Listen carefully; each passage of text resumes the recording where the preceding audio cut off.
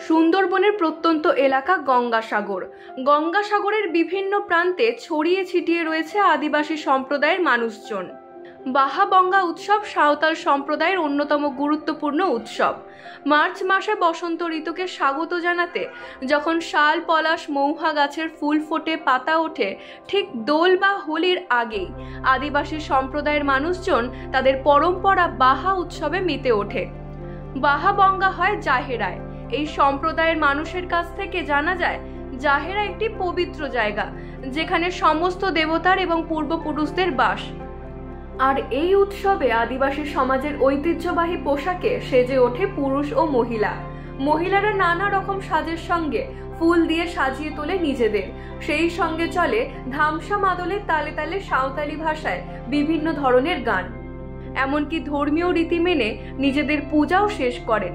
নতুন বছরের আগমনের আগে আদিবাসী সমাজের এই পর্ব দেখতে বিভিন্ন ধর্মাবলম্বী মানুষেরাও ভিড় করে। সকাল থেকে বলতে প্রায় এটা কালকে থেকে শুরু হয়ে গেছে। আর আজকে এই নাচ টাচগুলো আজকে হচ্ছে, কালকে পুজো টুজো কিছু হয়ে গেছে, আজকেও কিছু হচ্ছে। আজকে বুড়ো পিঠে, আজকে বুড়ো পিঠে। হ্যাঁ, প্রতি বছর হয়। এই বসন্ত এলো, সঙ্গে হচ্ছে আমাদের দোল উৎসব।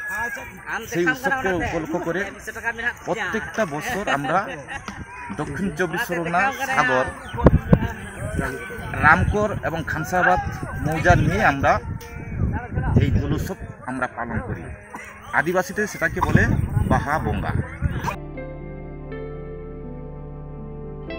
দক্ষিণ চব্বিশ পরগনা থেকে মৃন্ময় নস্করের report, U Bangla TV. U Bangla TV, হৃদয় ছুঁয়ে যায়।